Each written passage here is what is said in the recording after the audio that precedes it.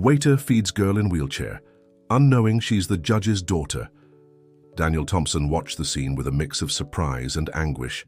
His daughter Emma's nanny was taking too long in the restroom while his little girl remained alone. At the restaurant table, her plate untouched before her and a look of helplessness on her face. That's when a young waiter approached her. Without hesitation, he knelt beside the wheelchair and asked something Daniel couldn't hear. The waiter then picked up the utensil and with a gentle smile began feeding Emma, making funny faces with each spoonful. The girl's expression transformed, her face lighting up with a smile for the first time in weeks, and Daniel felt his heart tighten. Daniel was no ordinary man. As a judge in Chicago's family court, he was used to making tough decisions that impacted others' lives, but his own world had crumbled 2 years earlier when a car accident robbed his only daughter of her mobility and ended his marriage. "Your Honor, should I ask him to stop?" whispered the discreet security detail accompanying him. Daniel shook his head, unable to look away from the scene. That waiter, who couldn't have been more than 25, had achieved in 5 minutes what he hadn't managed in months, making his daughter genuinely smile. "What's that waiter's name?" Daniel asked the restaurant manager, who had been attentive to his table, as befitted a regular and influential patron. "Jason Miller, Your Honor. He started 2 weeks ago. Very polite young man, came with excellent references from out of town. I apologize if he's bothering your daughter." "On the contrary," Daniel cut in, watching as Emma now gestured animatedly to the waiter, who responded with equal enthusiasm. "He's doing an excellent job." Just then, the nanny returned in a fluster, apologizing profusely for the delay. Daniel reassured her with a gesture, and she took over from the waiter, who stepped back with a respectful nod to Emma. The girl waved goodbye, her eyes following him until he disappeared into the kitchen. "Who was that, Daddy?" Emma asked, turning to her father as he approached the table. "A temporary guardian angel," Daniel replied, kissing his daughter's forehead, while his mind already began forming a plan. The next morning, Daniel returned, alone to the restaurant, well before lunch hours. He found Jason setting up tables, preparing the dining room for the soon-to-arrive customers. "Good morning," Daniel greeted, studying the young man more closely now. Neatly trimmed brown hair, upright posture, despite the visible tiredness in his eyes, hands marked by small scars typical of kitchen work. "Good morning, sir," Jason replied, recognizing him immediately. "We don't open for another hour, but can I help you with something?" "Actually, I came to speak with you, Jason." The waiter looked momentarily confused, then concerned. "Did I do something wrong yesterday? I apologize if I overstepped by helping. Your daughter, it's just—" No, Daniel interrupted with a reassuring smile. "Quite the opposite.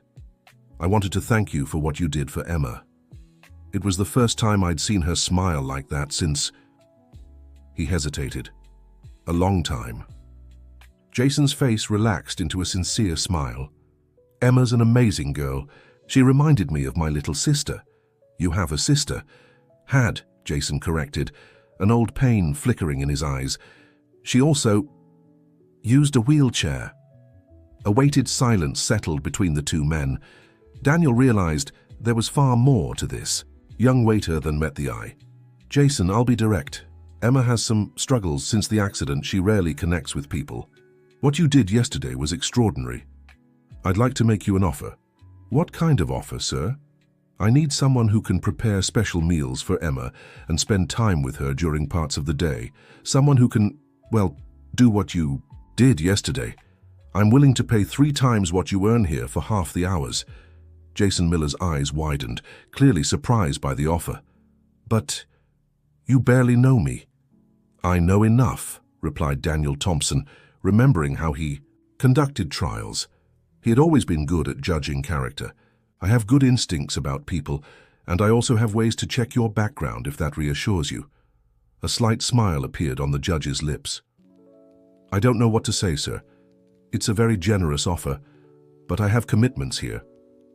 I spoke with your manager before coming to see you.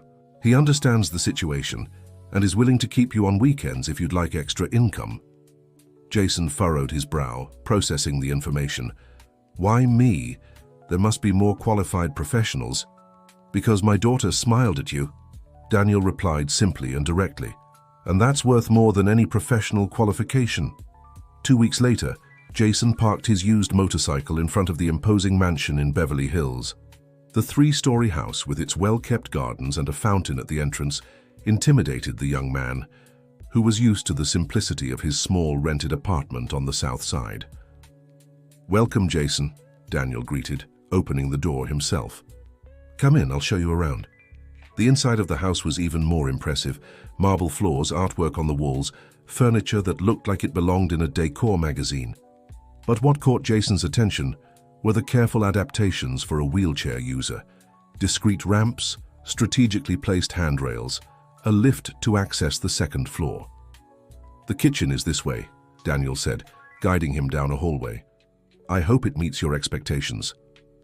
Jason had to hold back a sigh when he saw the professional kitchen, with state-of-the-art equipment, flawless granite countertops, and a central island that looked like a dream for any aspiring chef. "It's perfect," he managed to say, running, his hand lightly over the cool surface of the industrial stove. "Glad you like it. This will be your workspace. Feel free to use whatever you need. Mrs. Jenkins, our housekeeper, has already stocked the pantry and fridge according to the list you sent." As if summoned by Daniel's words, a woman in her 60s, with grey hair pulled into a severe bun and a skeptical expression, entered the kitchen. "Judge Thompson, Emma's physical therapist, called to cancel today's session. She said she has a cold." "Thank you, Mrs. Jenkins. Oh, this is Jason, our new culinary assistant." Mrs. Jenkins looked Jason up and down with a gaze that clearly assessed him and apparently found him lacking. "Pleasure," she said curtly before turning back to Daniel. "I'll finish organizing the girls' room." As soon as she left, Daniel gave an awkward smile. "Don't mind Mrs. Jenkins, she's a bit protective. She's been with the family for over 30 years, practically watched me grow up." "I understand," Jason replied, still feeling the weight of the housekeeper's critical gaze. "Shall we? Emma is eager to see you." They walked to a spacious living room where Emma sat in her wheelchair, gazing absently out the window at the garden. Hearing their footsteps, she turned, and her eyes lit up when she recognized Jason. "You really came?" she exclaimed with genuine joy, making Jason smile. "Of course I did, Princess. I promised I'd make the best mac and cheese in the world, didn't I?" "With extra cheese," Emma added excitedly. "Just as we planned," confirmed Jason, kneeling to be at her level. Daniel watched the interaction with a mix of relief and hope. How long had it been since he'd seen his daughter show so much enthusiasm? Since the accident, she had withdrawn into a shell of silence and apathy, rejecting therapists, tutors, and even most foods. Seeing her like this, chatting animatedly with Jason, felt like witnessing a small miracle. "I'll leave you two to it," said Daniel, checking his watch. "I have a hearing in an hour. Mrs. Jenkins will be around if you need anything." "You don't have to worry, sir," Jason assured him. "I'll take good care of her." When Daniel left, Jason turned to Emma with a conspiratorial smile. "So what do you say about helping me prepare today's feast?" The girl's eyes widened. "I can." "Of course you can. In fact, I really need a sous chef." "What's a sous chef?" Emma asked as Jason wheeled her chair toward the kitchen. "It's the second in command in the kitchen, the most important person after the head chef, the one who makes sure everything turns out perfect." Emma's face lit up with the responsibility. In the kitchen, Jason quickly adjusted one of the counters to the height of her wheelchair, setting out a cutting board and some soft vegetables she could safely handle. "First, let's wash our hands thoroughly, like real chefs," he instructed, helping her reach the sink. Over the next 2 hours, they prepared not just the promised mac and cheese, but also a colorful salad and a special sauce Jason swore was a secret recipe from the great culinary wizards. Emma laughed at his made-up stories about magical ingredients and the transformative power of good food. With every moment, she seemed to bloom a little more, revealing a lively personality long buried. When Daniel returned that evening, he found his daughter in the dining room, seated at the impeccably set table, wearing an improvised apron over her clothes and a paper chef's hat on her head. "Daddy, you have to try what we made," she called. with an excitement Daniel hadn't seen in so long that it tightened his throat. "I'm starving," he replied, taking a seat, "and curious to taste this masterpiece." Jason served the dishes with the elegance of a professional, describing each element like he would in a fine restaurant. 4-cheese pasta, prepared by the talented hands of sous chef Emma, served with a spring salad and Sicilian lemon vinaigrette. Daniel took a bite and didn't have to fake his enthusiasm. "This is amazing. Seriously, Jason, you could work in the best restaurants in town." A faint blush colored the young man's cheeks. "Thank you, sir. Actually, I was studying culinary arts, but..." He cut himself off as if he'd said too much. "But," Daniel prompted. Jason hesitated, glancing at Emma, who was happily eating, oblivious to the sudden tension. "I had to drop out. Family matters." Daniel nodded, respecting his privacy. "Well, your talent is undeniable. Emma's never eaten." "With such gusto." "The credit is hers," Jason replied, smiling at the girl, "an exceptional sous chef." That first meal marked the beginning of a transformation in the Thompson household. In the days that followed, Jason didn't just prepare meals. He gradually became a bright presence in Emma's life. He invented games that disguised motor coordination exercises, told stories that sparked her imagination, and above all, treated her not as a fragile child, but as a capable and valuable person. Daniel watched this change with gratitude and relief. For the first time since the accident, he glimpsed the possibility of his daughter living a full life despite her physical limitations. However, not everything was perfect. Mrs. Jenkins remained, suspicious of the young man, watching him with a critical eye and making sharp remarks when Daniel wasn't around. "Don't fool yourself, boy," she said one afternoon as Jason cleaned the kitchen after lunch. "I've seen plenty like you pass through this house, opportunistic people taking advantage of Dr. Daniel's kindness." Jason stopped what he was doing and looked calmly at the housekeeper. "Mrs. Jenkins, I understand your concern, but I'm only here to do my job and help Emma. I have no other intentions." She scoffed, unconvinced. "They all say that at first, but I know that look in their eyes when they see the size of this house, the cars in the garage, the artwork on the walls. Money attracts people like moths to a flame." "You don't know me," Jason replied, keeping his composure. "And you're judging without knowing anything about me. I know enough." A waiter who suddenly lands a dream job with a salary 3 times higher, working for one of the most influential judges in the city. Convenient, don't you think? Jason took a deep breath, controlling his irritation. "I respect your position in this house, and I know you care about Emma and her father. That gives us something in common. Excuse me, I need to finish up here to prepare afternoon snack." Dear listener, if you're enjoying the story, don't forget to like and especially subscribe to the channel. It helps us a lot as we're just starting out. Now continuing, Mrs. Jenkins left the kitchen muttering something inaudible, leaving Jason with his racing thoughts. The truth was, the housekeeper had touched on a sensitive point. No matter how much he tried to deny it, there was something extraordinary, almost providential, about how this job had come into his life. That same night, after Emma fell asleep, Daniel invited Jason for a talk in his study.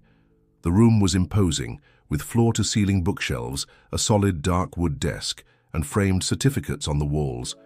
"Would you like some coffee?" Daniel offered, gesturing to a coffee maker on the sideboard. "Yes, thank you," Jason replied, trying not to seem intimidated by the surroundings. "I've been watching your work with Emma," Daniel remarked as he poured 2 cups. "The results are impressive. The physical therapist noticed she's more willing to do her exercises, and the tutor said she's more focused during lessons."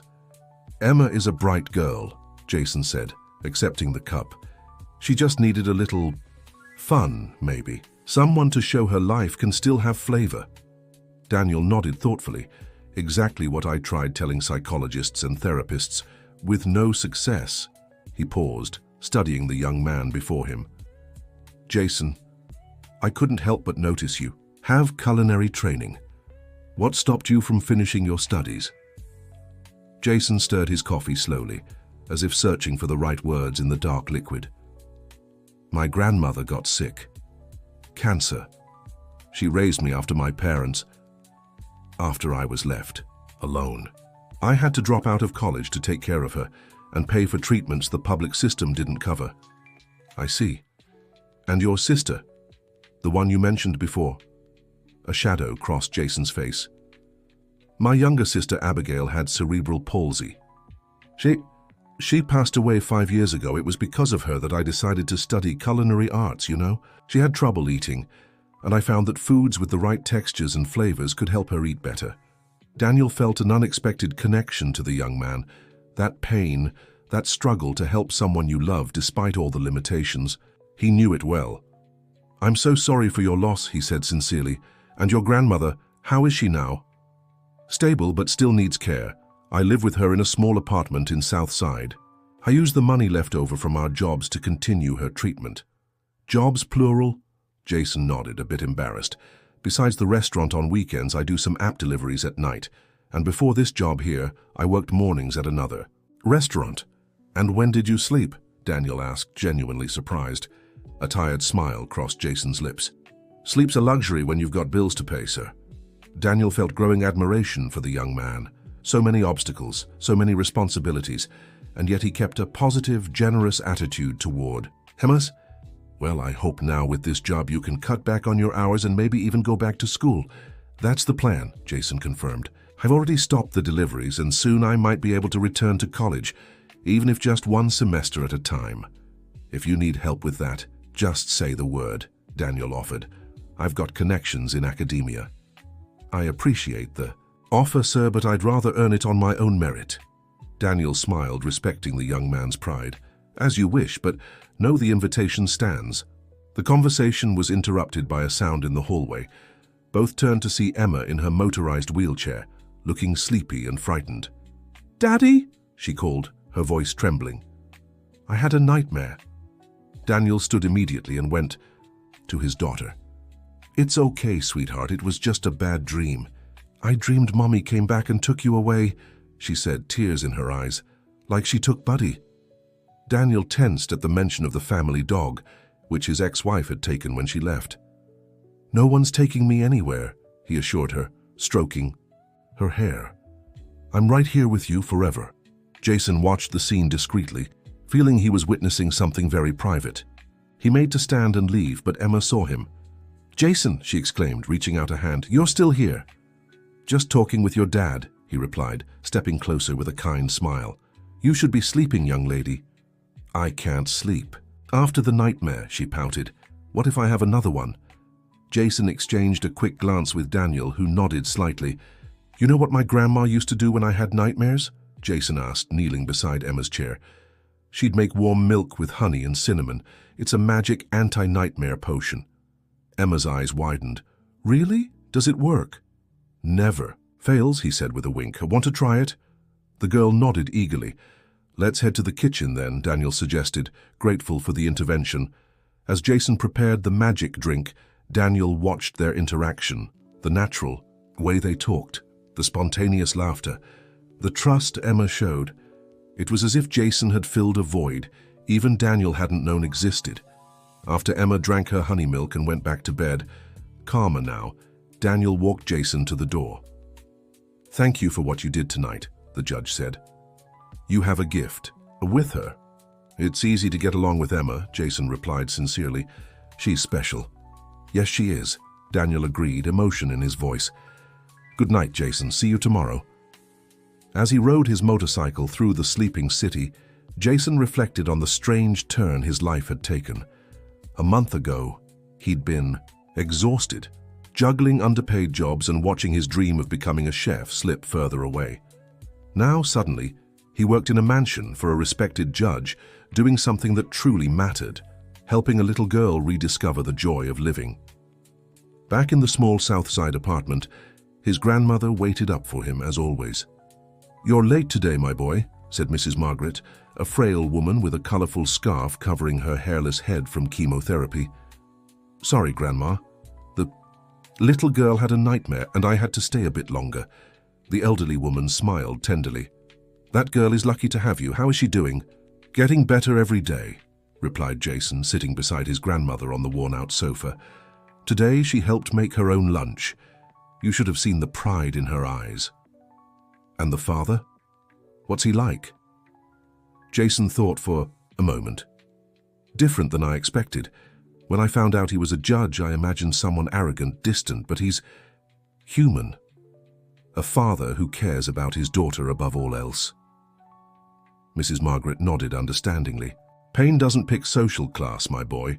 Rich or poor, a father who suffers for his daughter is just a father who suffers. The housekeeper thinks I'm there for selfish reasons, Jason confessed, revealing what troubled him. Like I'm trying to take advantage of the situation. Are you? Of course not, Grandma, he protested, indignant. The elderly woman smiled, taking her grandson's hand in hers. Then don't worry about what others think. You know who you are and why you're there. The rest is just noise. Jason kissed his grandmother's forehead, grateful for her simple yet profound wisdom. Now go to sleep, Grandma. It's late. You need rest too. You have dark circles under your eyes. I'll just take a quick shower. Under the hot water, the tension in his muscles easing, Jason allowed himself to truly relax for the first time that day. His mind wandered to Emma, to the progress she was making, to the trust she placed in him. I won't let you down, little one, he thought, feeling renewed determination. You'll fly, with or without those wheels. The following weeks passed in surprisingly harmonious rhythm. Jason established a routine that blended learning with fun, always centered around cooking activities Emma loved. They planted a small, adapted garden in the backyard, with raised pots the girl could reach from her chair. Together, they grew herbs and vegetables they later used in recipes, teaching Emma the full cycle of food. Daniel watched this transformation with a mix of gratitude and awe. His daughter, once apathetic and withdrawn, now talked excitedly about her projects with Jason, showed interest in learning new things, and even began asking to resume activities she'd abandoned after the accident, like her adapted piano lessons. "What did you do to my daughter?" Daniel asked Jason one afternoon, half joking, as they watched Emma practicing on the living room piano. "Me? Nothing," Jason answered honestly. "I just showed her she can still do plenty of things." The rest was all her. Daniel placed a hand on the young man's shoulder, a rare gesture of physical affection. "You have no idea what this means to me, Jason. Seeing Emma like this, after so long..." Jason smiled, genuinely happy for the girl's progress. "She's amazing, sir. So much strength inside her. She just needed to rediscover it." The simple melody Emma played filled the room, imperfect but beautiful in its determination. The two men stood in silence, absorbing the moment, each lost in their own thoughts. The peace, however, would be short-lived. The following week, Eisen's phone call would change everything. Daniel was in his office at the courthouse when his secretary informed him a woman was insisting on speaking to him. Irritated by the interruption while reviewing a complex case, he allowed her in, expecting to dismiss the visitor quickly. But when the door opened, he felt his blood run cold. It was Victoria, his ex-wife, whom he hadn't seen in person in over a year. "What are you doing here?" he asked, standing abruptly. Victoria smiled. That same smile that had once enchanted him, but now seemed calculated and cold. She was still beautiful, with her perfectly styled blonde hair and the elegant suit that accentuated her slender figure. "Hello to you too, Daniel," she replied, sitting down uninvited. "Is that any way to greet an old friend?" "We're not friends," he retorted coldly. "What do you want?" Victoria crossed her legs, adopting a relaxed posture that contrasted with Daniel's obvious tension. "I heard Emma is making progress. Congratulations." Daniel narrowed his eyes, suspicious. "How do you know that?" "I have my sources," she replied cryptically. "I also heard about your new employee, a young, charming man who's working wonders with our daughter." "My daughter," Daniel corrected, emphasizing the pronoun. "You gave up custody, remember?" A dangerous glint flashed in Victoria's eyes. "A mistake I intend to correct." Daniel felt a chill run down his spine. "What does that mean?" Victoria opened her purse and pulled out an envelope, placing it on the table. "I'm filing for a custody review for Emma." "Are you insane?" Daniel nearly shouted, disbelieving. "You abandoned your own daughter when she needed you most, and now you think you can just waltz back in and take her?" Victoria remained calm, as if she had expected exactly that reaction. Circumstances have changed, Daniel. I've changed, and I have information suggesting that the environment in your home may not be the most suitable for Emma. What information? What are you talking about? That young man you hired, Jason Miller. She said the name slowly. Did you run a full background check? Do you really know who he is? Daniel's face burned with anger. Don't you dare insinuate anything against Jason. He's been more family to Emma these past months than you've been her entire life. Victoria smiled as if she had gotten exactly the reaction she wanted. Interesting how fiercely you defend him, almost as if he's more than just an employee. Get out of my office, Daniel ordered, trembling with fury. Now. With pleasure, Victoria replied, standing gracefully. But this is just the beginning, Daniel. I suggest you prepare your lawyers, and you might want to dig deeper into your young protégé's past. There are things you should know.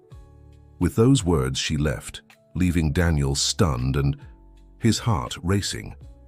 That evening, he arrived home earlier than usual, his mind still reeling from Victoria's insinuations. He found Emma and Jason in the kitchen, baking cookies, both covered in flour and laughing as if there were no tomorrow.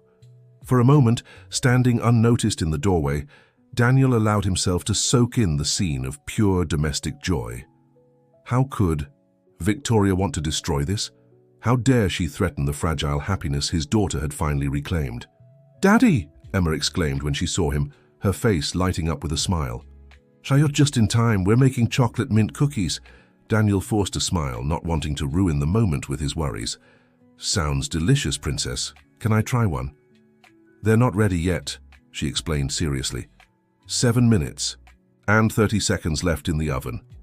"Emma takes her timing very seriously," Jason remarked, amused, wiping his hands on a towel, a real perfectionist. "Just like her dad," Emma added proudly. Daniel's heart clenched. How would he tell her about Victoria's visit? How could he explain that the mother who had abandoned her now wanted to take her away? "Something wrong, sir?" Jason asked, noticing Daniel's troubled expression. "Nothing," he lied, forcing another smile. "Just a long day at the courthouse." Later, after Emma had gone to sleep, Daniel called Jason into his office for a talk. The young man immediately noticed the seriousness in his employer's expression. "Did something happen, sir?" Daniel hesitated, unsure how to approach the subject. "Jason, when I hired you, I ran a basic background check. I know you have no criminal record, no unpaid taxes, those things." The young man frowned, confused. "Yes, I know, you told me that at the start. Is there anything in your past I should know about?" Daniel asked directly. "Anything that could harm you or this family?" Jason paled slightly. "Why are you asking me this now?" Daniel sighed, rubbing his tired face. "Victoria, my ex-wife, came to see me today. She's petitioning for a review of Emma's custody." "What?" Jason exclaimed, genuinely shocked. "But she abandoned Emma, you told me." "Yes, she did. When she realized recovery would be slow and difficult, when she saw her perfect. Life would have to adjust to a child with special needs, and she just left." The bitterness in Daniel's voice was palpable. "That's awful," Jason said, indignant. "How could she do that?" "Victoria has always been good at manipulating situations to her advantage. And now she's suggesting I hired you without proper vetting, that you might pose some kind of risk to Emma." Jason fell silent for a moment, as if processing the information.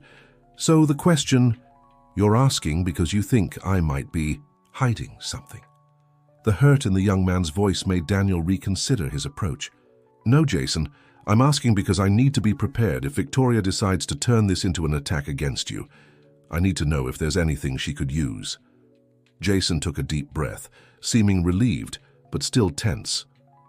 "I have nothing to hide, sir. My life is exactly as I told you.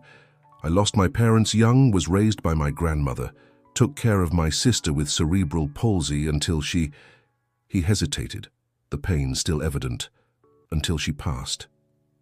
Then I dropped out of college to care for my grandmother when she got sick. That's it." Daniel studied the young man's face, searching for any sign of dishonesty. He found nothing but sincerity and genuine concern. "I believe you, Jason. And I want you to know that whatever Victoria tries, I'll protect you and your job here. You're important to Emma, and to this family." The young man nodded, visibly moved by the words. "Thank you, sir. That means a lot to me." When Jason left the office, Daniel remained seated, deep in thought. Something about Victoria's insinuations troubled him deeply. She seemed too confident, as if she actually knew something he didn't. In the days that followed, Daniel hired private investigators to thoroughly check Jason's past while preparing his legal defense against Victoria's custody petition. It was a delicate situation. He needed to protect himself without Jason or Emma sensing his distrust. Meanwhile, life in the house carried on seemingly as normal. Jason devoted himself even more to Emma, as if sensing his time with her might be at risk. Together, they began working on a small illustrated cookbook, with Emma drawing and Jason writing the steps for each dish they'd created together. One rainy afternoon, as they worked on the book, Emma brought up a subject Jason had been dreading. "Jason, why are you and Dad acting weird?" The young man tried to mask his surprise at the girl's sharp perception. "Weird how, Juju?" "You whisper when you think I'm not listening. And Dad keeps staring at his phone all the time like he's waiting for something bad." Jason sighed. Underestimating Emma's intelligence was a mistake he wouldn't make. "Your father is having some issues at work," he said, opting for a half-truth. "Grown-up stuff, you know." Emma didn't seem convinced. "It's about Mom, isn't it? I heard Mrs. Jenkins talking on the phone." Jason felt his stomach drop. How could he explain something so delicate without lying or scaring the girl? "Emma, sometimes grown-ups have disagreements they need to work out. Your dad and Mom have some things to sort out, but that doesn't change how much they love you." "Mom doesn't love me," Emma replied with a frankness that broke Jason's heart. "If she did, she wouldn't have left." "People make mistakes, sweetheart, even grown-ups. Maybe your mom realized she made a mistake and wants to fix it." The girl shook her head, her eyes suddenly older than her 9 years. "She only came back because I'm better now, because I'm not a burden anymore." Jason felt a lump in his throat hearing such a heavy word from such a small child. "Emma, look at me," he asked, gently holding her hands. "You were never, are not, and will never be a burden. You're a gift, understand? A wonderful gift to everyone lucky enough to know you." The girl's eyes filled with tears. "Then why did she leave?" "Because some people don't recognize the gifts they're given," Jason answered softly. "Because fear sometimes makes people make the wrong choices." Emma nodded slowly, absorbing his words. You know, Jason, if Mom comes back, will you have to leave?" The question hit Jason like a punch. It was something he'd been asking himself. "I don't know, sweetheart, but even if that happens, even if I can't come every day, I'll always be your friend. Nothing will change that." The girl hugged him tightly, her small arms squeezing his neck. "I don't want you to go," she whispered. "You're the only one who doesn't treat me like I'll break." Jason returned the hug, feeling a heavy weight in his chest. How could he protect this child who had already suffered so much? How could he make sure she wouldn't be abandoned again by the people she should be able to trust?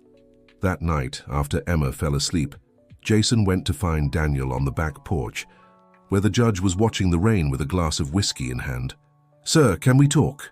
Daniel gestured to the chair beside him. "Of course, Jason. What's on your mind?" "Emma knows about your ex-wife," the young man said directly. "She overheard Mrs. Jenkins talking on the phone." Daniel closed his eyes for a moment, rubbing his temples. "I should have guessed. Nothing gets past her. She's scared about the possibility of changes. She asked if I'd have to leave if her mum comes back." The judge looked at Jason intently. "And what did you say?" "The truth. That I don't know what will happen, but I'll always be her friend no matter what." Daniel nodded, approving the answer. "Victoria has officially filed for custody modification," he revealed, taking a sip of his drink. "She's claiming I'm too busy to give Emma proper attention, that the house doesn't provide a complete family environment." "That's ridiculous." Ours Jason protested. "You're an amazing father. Everything in this house revolves around Emma's well-being." "Thank you, Jason. But you know how the system works. Victoria is the biological mother. She has resources, influence, a new house, With her wealthy new husband, she can paint a very appealing picture for a less experienced judge. A heavy silence settled between them, broken only by the sound of falling rain.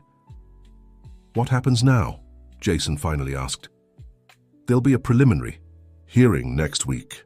The judge will set a temporary visitation arrangement while the case is reviewed." "Does that mean that Victoria will have the right to spend time with Emma?" "Yes," Daniel completed bitterly. "After nearly 2 years without showing the slightest interest, she'll have the legal right to re-enter our daughter's life."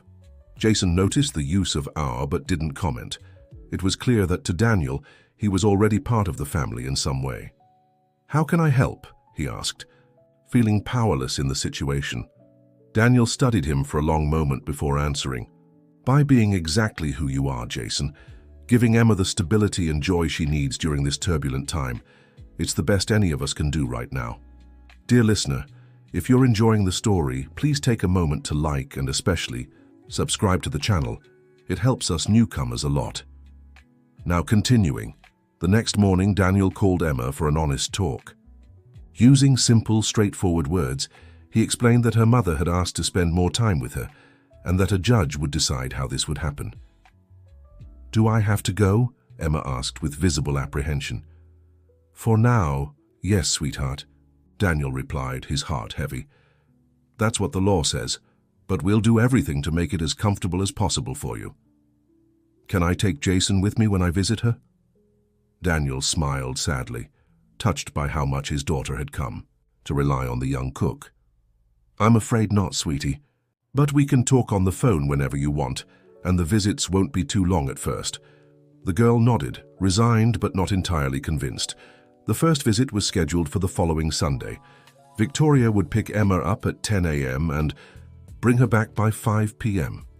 Sensing the girl's anxiety, Jason planned a special day beforehand, teaching her how to make her favorite dish so she could impress her mum with her cooking skills, as he put it.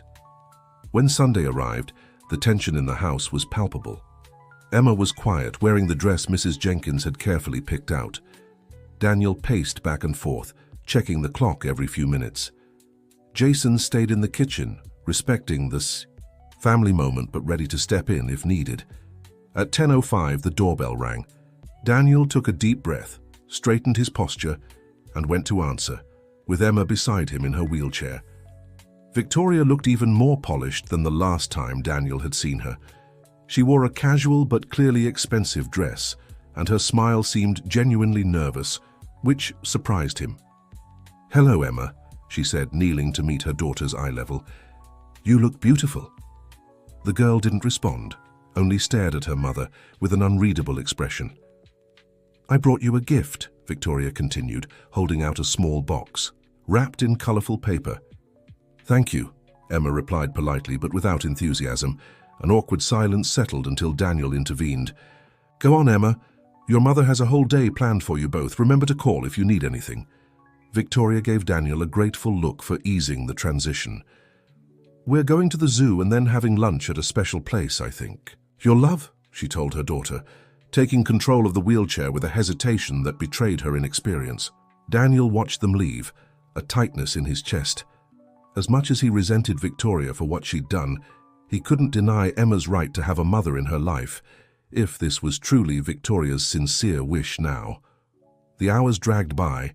That Sunday, Daniel tried to work on some case files but couldn't focus. Jason cleaned and reorganized the kitchen 3 times, restless. Mrs. Jenkins murmured prayers as she ironed clothes.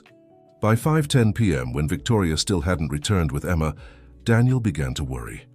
At 5:30 p.m., he was about to call the police when he finally heard the sound of a car pulling into the driveway. He hurried to the door, finding Emma smiling, her face painted like a butterfly and a large stuffed bear in her arms. "Daddy, we went to the zoo and saw the tigers, and then Mommy took me to a restaurant where they cooked the food right in front."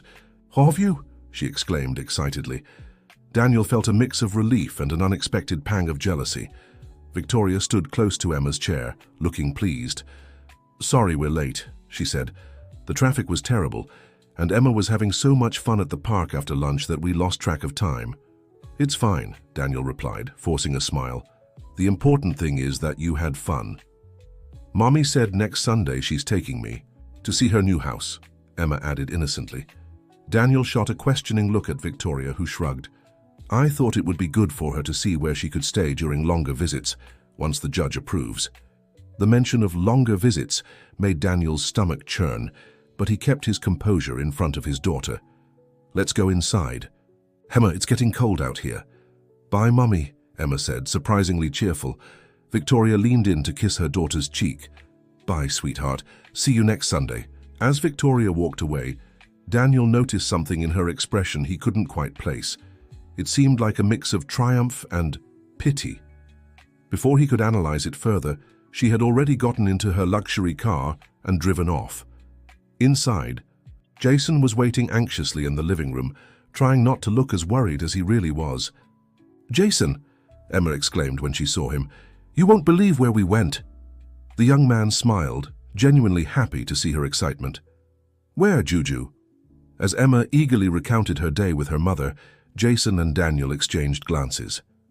There was relief in both their eyes, but also a shared concern that didn't need to be put into words. Later, after Emma had finally fallen asleep, exhausted from all the excitement, Daniel found Jason in the kitchen preparing the next day's lunch. She seemed to have a great time, Jason remarked carefully. Yeah, Daniel agreed thoughtfully. Victoria always knew how to make things fun. That was never the problem. Then what's worrying you? Daniel hesitated, gathering his thoughts.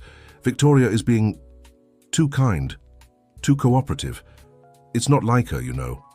When we split up, she fought tooth and nail for every material thing, but gave up Emma without a second thought. And now, suddenly, she wants to be a mother again, Jason finished. Exactly, and I can't figure out why. What changed? Jason pondered for a moment as he chopped vegetables with precision. Maybe she's genuinely sorry. Maybe she realized the mistake she made. Maybe, Daniel conceded, without much conviction. Or maybe there's something else we're not seeing yet. The following days brought a new dynamic to the house. Emma often talked about her mother, planning what she'd tell her at their next meeting, eager to show off her progress. Daniel tried to appear enthusiastic, but worry gnawed at him. That Wednesday, one of the investigators Daniel had hired showed up at his office in the courthouse with new information. We found something about the young man, Your Honor, the man said, handing over a folder. It's not exactly what Mrs. Victoria implied, but I thought you should know. Daniel opened the folder with a racing heart. Inside were copies of old newspaper clippings, court documents, and photographs. As he read, his expression shifted from concern to shock, then to painful understanding. That night he came home later than usual. Emma had already had dinner and was in the living room, drawing with Jason, who made up stories about every character she created. Daddy, she exclaimed when she saw him, come see the recipe book we're finishing. Daniel smiled at his daughter, but his eyes sought Jason's. Looks great, Princess, but I need to talk to Jason about some ingredients we need to buy. Do you mind giving us a few minutes? Emma made a disappointed face, but agreed. Just don't take too long. I still haven't told you the story of Princess Carrot. In the office, Daniel gestured to the chair in front of his desk for Jason, who watched him with apprehension. Did something happen, sir? Daniel set the folder on the desk, opening it slowly. Jason, remember when I asked if there was anything in your past I should know? The young man nodded, suddenly tense. You didn't tell me everything, did you? A heavy silence filled the room. Jason lowered his eyes, unable to hold Daniel's gaze. I didn't mean any harm, sir. I just thought it didn't matter anymore. Didn't matter. Daniel turned the folder so Jason could see its contents.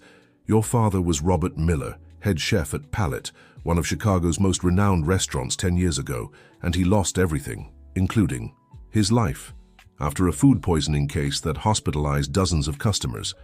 Jason blinked rapidly as if fighting tears. Yes. And the judge who presided over that case, who denied the defense's appeals and upheld the conviction, even when evidence of sabotage surfaced. Daniel took a deep breath, feeling the weight of his words. That was me, Jason. I ruined your father's life. The young man looked up, meeting Daniel's eyes. There was no anger there, only deep sadness. I knew who you were from the first day at the restaurant, Jason confessed. I recognized your face. For years I kept newspaper clippings about the case, studied every detail of the trial. Daniel felt as if the ground had vanished beneath him. So when you approached Emma at the restaurant, when you accepted this job— No, Jason interrupted vehemently. It wasn't like that. Seeing your daughter that day was a coincidence. I swear. And when you offered me the job, I hesitated because I knew who you were. But then I thought, maybe it was fate giving me a chance to understand. Understand what? Why you did what you did. Why you ignored the evidence that could have saved my father. I needed to know if you were just a cruel, unfair man, like I'd imagined for so long, or if there was more to it. Daniel leaned back in his chair, stunned. And what did you conclude? Jason hesitated, choosing his words carefully. I realized. You're a good man who made a terrible mistake. I've seen how much you love your daughter, how devoted you are to her. I've seen your sense of justice in the little things, the everyday details. That doesn't undo what I did to your family, Daniel said, his voice thick. No, it doesn't, Jason agreed. Nothing can bring my father back or erase the suffering we went through, but— He paused, taking a deep breath. But knowing you and Emma has helped me let go of the bitterness that was destroying me, and that means something. Daniel studied the young man's face, searching for any hint of deceit, any sign of an elaborate revenge plan. He found nothing but sincerity and a maturity surprising for someone so young. Why didn't you tell me sooner? I was afraid, Jason admitted. Afraid of losing all this, of losing Emma, of not being able to help her anymore. She's become too important to me. And now, Daniel asked hesitantly, what do you plan to do with this revelation? Jason thought for a moment. Nothing has changed for me, sir. I still want to be here, to help Emma, to be part of all. If you'll still allow me. Daniel felt a lump in his throat. That young man, who had every right to hate him, to seek revenge, was offering forgiveness and understanding instead. How can you be so generous after everything my decision did to your family? A sad smile crossed Jason's lips. My father always said holding on to resentment is like drinking poison and hoping the other person dies. It took me years to understand what he meant. Before Daniel could respond, they were interrupted by a knock at the door. Dad? Jason, are you going to take much longer? It was Emma, clearly impatient. The two men exchanged a glance, a silent, understanding passing between them. There was still so much to say, so much to process, but right now Emma was the priority. We're coming, sweetheart, Daniel replied, not taking his eyes off Jason. We were just finalizing a few details. The following days were strange. Daniel and Jason maintained an appearance of normalcy around Emma, but there was a new tension between them, the weight of revelations not fully processed. Daniel swung between crushing guilt over what he'd done to Jason's family and a nagging suspicion that there might still be some hidden motive behind the young man's presence in his home. On Sunday, Victoria came to pick up Emma for their second day together. The girl was excited, chattering non-stop about what she planned to do with her mother. Daniel watched with a forced smile while Jason stayed discreetly in the background. When Victoria arrived, however, something in her expression set off alarms for Daniel. She looked particularly pleased with herself, almost triumphant. Good morning, Emma, she greeted, hugging her daughter. Ready for our special day? Yes, the girl replied eagerly. Jason helped me make cookies to bring. They're in my backpack. Victoria's eyes narrowed slightly at the mention of Jason's name. How kind of him, she remarked, her tone not matching the words. When Emma went to grab a forgotten jacket, Victoria stepped closer to Daniel. I see you're still keeping that young man around, she said quietly. Jason is an excellent employee and Emma adores him, Daniel replied defensively. An unsettling smile curled Victoria's lips. Even after finding out who he really is? Impressive, Daniel. Or should I say reckless? Daniel's blood ran cold. What are you talking about? Victoria leaned in, speaking almost in a whisper. I know exactly who Jason Miller is. I know about his father and your role in that tragedy. And if I know— She let the implication hang in the air, sharp as a knife. Are you threatening me? Just thinking of our daughter's well-being, she replied sweetly. What do you think the judge overseeing our case would say if she knew you're letting the son of a man whose life you destroyed live under the same roof as your daughter? Seems reckless, don't you think? Before Daniel could answer, Emma returned, ready to go. Victoria instantly shifted to a loving expression. Shall we, darling? We have a wonderful day ahead. As they left, Daniel stood frozen in the doorway, his mind racing to process what had just happened. Victoria knew, and she was using it as a weapon. The moment Victoria's car disappeared, Daniel turned back inside and found Jason in the kitchen, distractedly organizing utensils. She knows, Daniel said without preamble. Victoria knows about you, about your father, about everything. Jason paled.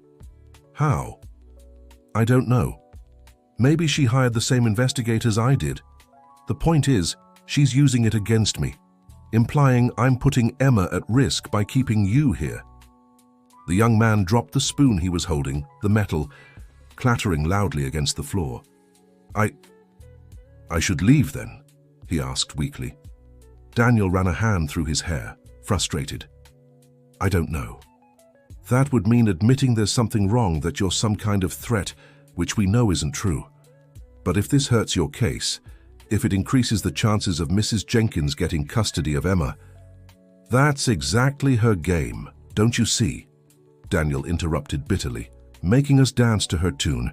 If you leave, she wins. If you stay, she'll use it against us in court. Jason leaned against the counter, trying to process the situation. What do we do then? Daniel took a deep breath, gathering his thoughts. For now, nothing changes.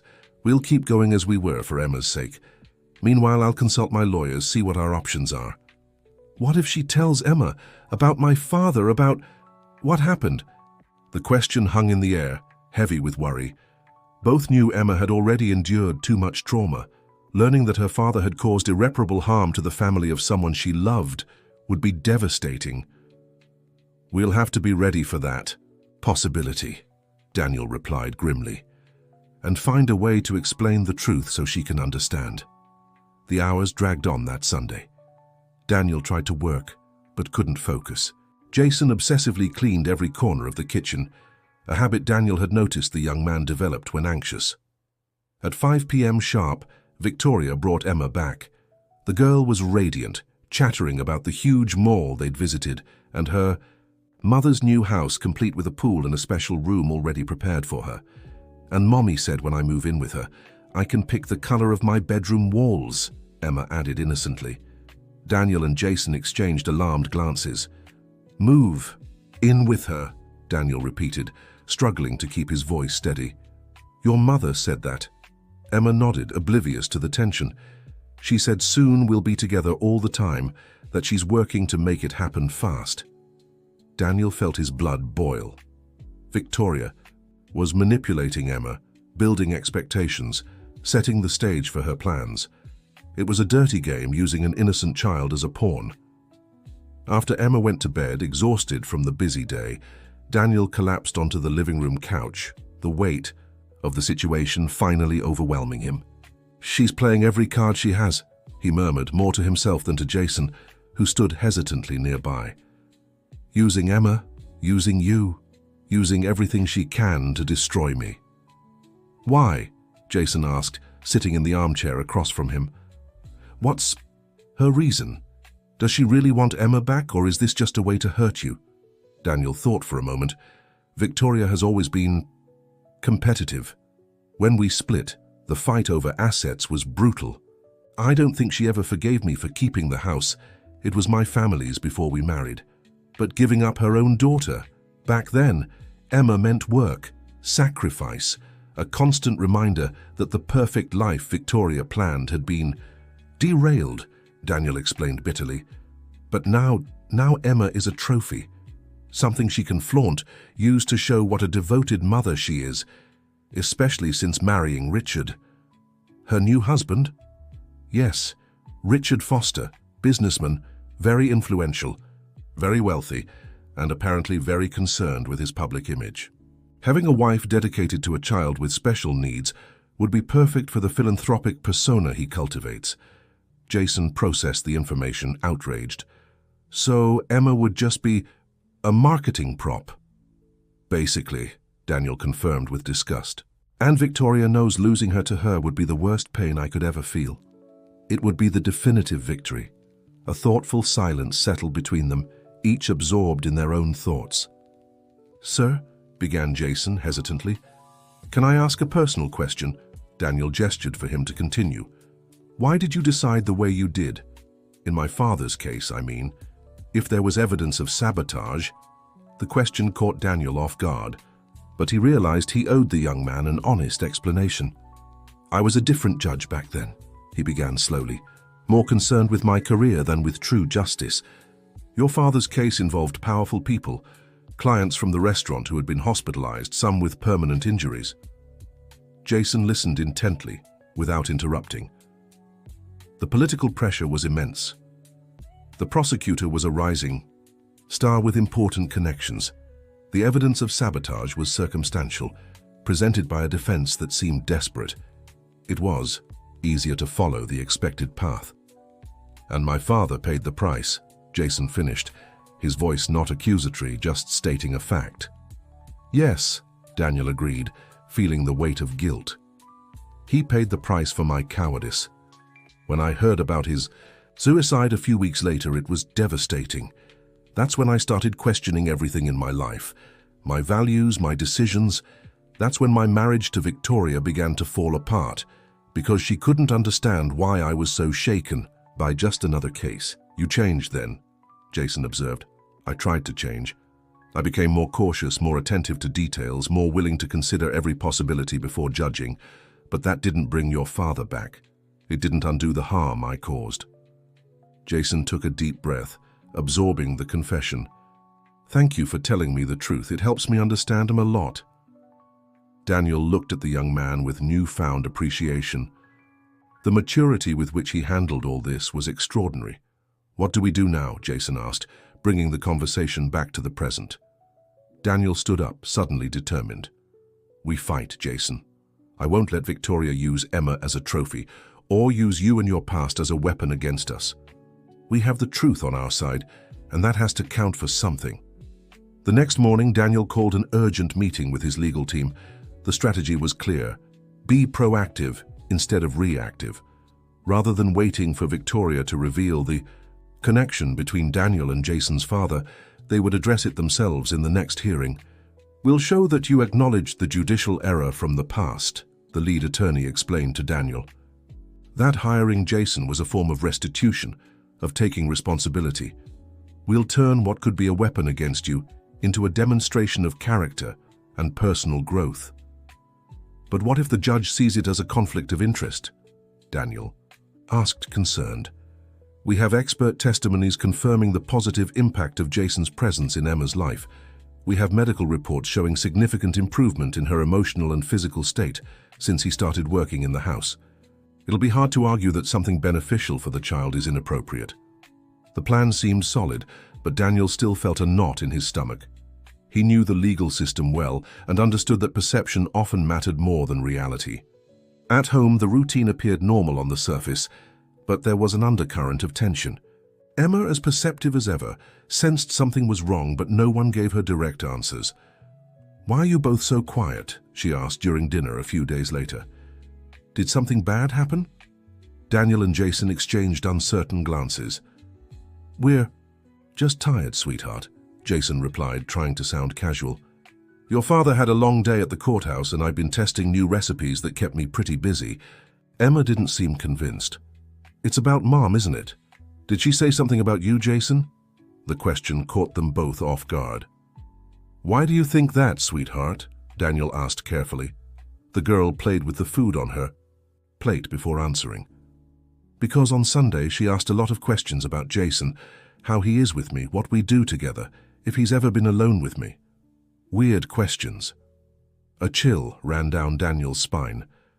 Was Victoria planting seeds of doubt in her own daughter? "And what did you tell her?" he asked, keeping his voice neutral.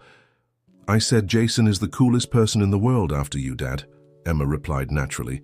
"That he teaches me to cook, and tells funny stories and helps me with the exercises the therapist gives me.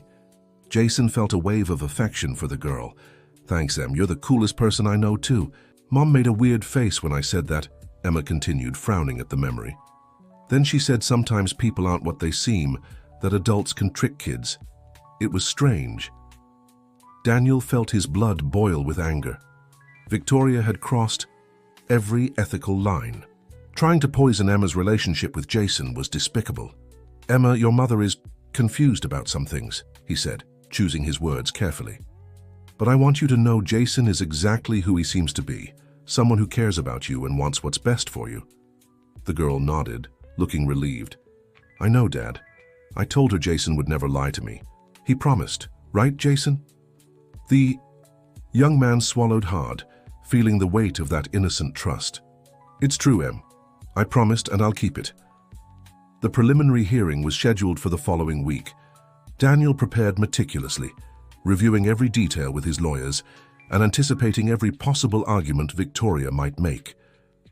The night before the hearing, he decided to do something he'd been putting off. Show Jason all the documents related to his father's case.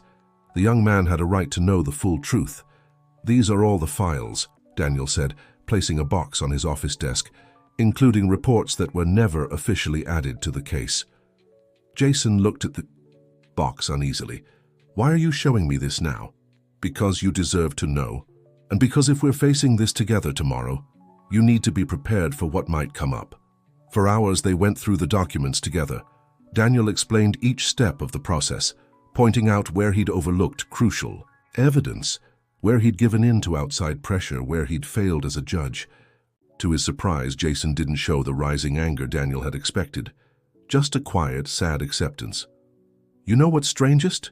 The young man said, holding a photo of his father at his restaurant, smiling proudly. I think my dad would have understood. He always said we all make mistakes in life's kitchen. What matters is learning from them. Daniel felt a lump in his throat. Your father sounds like he was a wise man. He was, Jason confirmed with a nostalgic smile, and I think he'd be proud to see I didn't let bitterness consume me, that I found purpose in helping Emma, even knowing who you were. That night, after Emma fell asleep, both men stayed awake in their rooms, mentally preparing for the next day.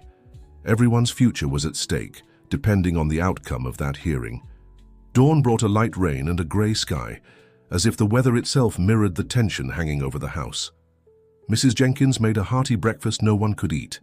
Emma, sensing the unease, was unusually quiet. I'll have to go to court. Today, sweetheart, explained Daniel, kneeling beside his daughter's wheelchair. Mrs. Jenkins and Jason will stay with you. Is it about Mommy wanting to take me away? Asked Emma, surprising Daniel with her insight. Yes, it's about that. The judge will hear what your mother and I have to say and decide what's best for you. I want to stay with you, Daddy, said Emma, her eyes welling up. And with Jason, please don't let her take me. Daniel hugged his daughter, his heart aching. I'll do everything I can, my love, I promise. Jason watched the scene, feeling helpless. This family, which had become his own, was now under threat, and part of the blame was his. If Victoria hadn't discovered the connection between him and Daniel, maybe she wouldn't be using it as a weapon. Juju, how about we make that special cake today? He suggested, trying to distract her. The one with the colorful layers you saw in the magazine. The little girl's face brightened slightly. Really? Of course, it'll be ready just in time for your dad to come back with good news. Daniel gave Jason a grateful look before heading to the door where his lawyer was already waiting. The courthouse was busy that morning. Daniel, dressed in his most formal suit, felt strangely like a defendant rather than the judge he was. His lawyer guided him to the room where the hearing would take place, an irony not lost on Daniel, as it was the same room where he used to preside over similar cases. Victoria was already there, impeccable in a subtle yet elegant outfit beside her lawyer, a stern-faced man Daniel recognized from other cases. She smiled when she saw him, a smile that didn't reach her eyes. Good morning, Daniel, she greeted with false warmth. Ready to settle this civilly? He ignored the jab, sitting on the opposite side of the oval table. The judge assigned to the case, Judge Patricia Hamilton, entered the room minutes later. She was a middle-aged woman known for her impartiality and focus on children's well-being above all else. "Good morning, everyone," she said, opening the file in front of her. "This is a preliminary hearing to determine temporary visitation, terms and possible shared custody of the minor Emma Thompson while the main case proceeds. I'd like to hear from both parties before making any decisions." Victoria's lawyer spoke first, presenting his client as a remorseful mother who had made a mistake by distancing herself from her daughter, but was now emotionally and financially capable of providing a stable, loving home. He emphasized the newly adapted house for Emma, the time Victoria would have to dedicate to her, and the resources available for the best medical and educational care. When it was Daniel's lawyer's turn, the strategy was different. Instead of attacking Victoria for abandoning her daughter, he highlighted the continuity and stability Daniel provided, the progress Emma had made under his care, and the importance of not abruptly disrupting a routine that was working so well. Then came the moment everyone feared. "Your Honor, there's an important factor we need to address," Victoria's lawyer said with feigned reluctance. The presence of a potentially problematic individual in Dr. Thompson's home. The judge raised an eyebrow. "Explain, Counselor." "My client recently discovered that Dr. Thompson employed as the minor's caregiver a young man who has personal reasons to resent him. Jason Miller is the son of Robert Miller, a chef whose life was ruined by a court ruling from Dr. Thompson himself, and who later passed away under tragic circumstances." A murmur spread through the room. The judge looked at Daniel with a questioning expression. "Is this true, Dr. Thompson?" Daniel exchanged a glance with his lawyer, who gave a slight nod. "Yes, Your Honor, that is correct. Jason Miller is indeed the son of a man whose case I ruled on 8 years ago. However, I would like to clarify some crucial points." "Please proceed," granted the judge. "When I hired Jason, I was unaware of his connection to the case. I discovered it later through a private investigation. When I confronted him, Jason admitted he knew who I was but assured me he had no ill intentions." "And you believed him?" questioned the judge skeptically. "At first I had doubts, of course, but the good Jason has done for my daughter is undeniable. We have medical reports, statements from the physical therapist and the private tutor, all confirming Emma's significant improvement since he began working with us." Richard Foster, Victoria's lawyer, interjected, "With all due respect, Your Honor, this only demonstrates the emotional manipulation this young man is exerting. He approached the family with a clear goal: revenge." "That's absurd," countered Daniel's lawyer. "If his goal were revenge, why would Jason dedicate so much effort to improving Emma's quality of life? Why build positive bonds instead of causing harm?" The judge raised her hand, silencing both. "Mr. Thompson, do you acknowledge that you made a judicial error in Mr. Miller's father's case?" The room fell completely silent, everyone awaiting Daniel's response. It was a loaded question, one that could jeopardize his professional reputation. "Yes, Your Honor," he answered after a long pause. "With hindsight, and after reviewing evidence I previously disregarded, I recognize that I made a mistake in convicting Robert Miller." Victoria smiled triumphantly, as if she had just won a major battle. The judge, however, seemed impressed by Daniel's honesty. "And how do you reconcile this admission with your decision to keep Jason Miller employed, even after discovering his identity?" "At first I considered firing him as a precaution," Daniel admitted. "But after observing his relationship with my daughter, how Emma flourished under his care, I realized I would be making another mistake out of fear. Jason represents not only an indirect chance to make amends for the harm I caused his family, but also an unexpected blessing in Emma's life." The judge made a few notes before speaking again. "Ms. Foster, how did you learn about this connection between Mr. Thompson and Mr. Miller?" Victoria seemed momentarily caught off guard by the question. "I hired investigators when I learned an unfamiliar young man was spending so much time with my daughter. It was a natural maternal concern." "A maternal concern," repeated the judge with slight irony. "After nearly 2 years without regular contact with the child," Victoria flushed slightly. "I've made mistakes, Your Honor. I don't deny that. but I'm trying to correct them now. And part of that correction is ensuring Emma is in a safe environment, free from potentially negative influences." "I see," said the judge, flipping through some documents. "Mr. Thompson, is Mr. Miller present today?" "No, Your Honor. He stayed with my daughter." "I'd like to hear from him personally before making any decision," declared the judge. "And I'd also like to speak with Emma." "With the child?" questioned Victoria's lawyer, sounding nervous. "But she's very young, and her condition—" "Emma is 9 years old, and according to the reports I have here, she's perfectly capable of expressing her opinions and feelings," the judge cut in. "Unless there's a specific medical objection?" "There isn't," Daniel replied promptly. "Emma would be happy to speak with you." "Excellent. We'll do this at your home, Mr. Thompson, so Emma is in a familiar and comfortable environment. Tomorrow at 2 p.m. I want to see the environment she lives in and observe her interaction with Mr. Miller, and then speak with her privately." Helena's lawyer tried to protest, but the judge was firm. "My decision is made. Until then, the current Sunday visitation arrangement remains unchanged." And so the hearing ended with an unexpected twist. The judge would visit Daniel's home to personally assess the situation. When Daniel returned home, he found Emma in the kitchen with Jason, both covered in flour and food coloring, laughing as they finished a spectacular layered cake. "Daddy!"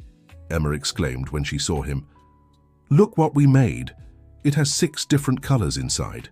Daniel smiled, amazed not just by the cake but by his daughter's obvious happiness.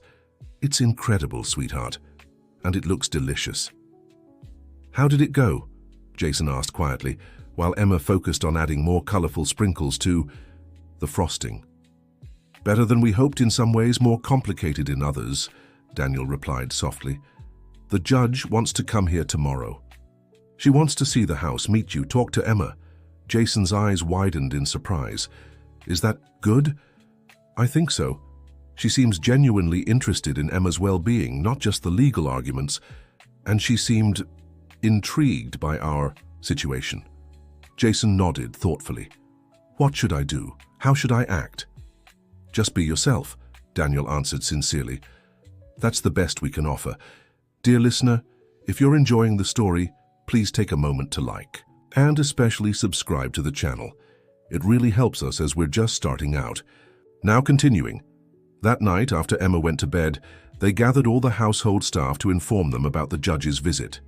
Mrs. Jenkins, initially alarmed, channeled her nerves into productive energy, planning a thorough cleaning of the house. "Everything must be perfect," she declared with determination. "I'll start with the girls' room, then the living room, then—" "Mrs. Jenkins," Daniel gently interrupted. "The judge isn't coming to inspect the house's cleanliness. She wants to see how we live normally, to understand our routine." The housekeeper looked at him as if he'd said something absurd. "That's exactly why, Mr. Thompson. She needs to see that this is a clean and organized home for the child." Daniel smiled, surrendering to the housekeeper's logic. Deep down, he knew the flurry of activity was her way of coping with the anxiety they all felt. Jason, meanwhile, planned the next day's lunch. He wanted to prepare something special, not just to showcase his cooking skills, but also to demonstrate how he adapted meals to meet Emma's needs and preferences. Nothing too fancy, he decided.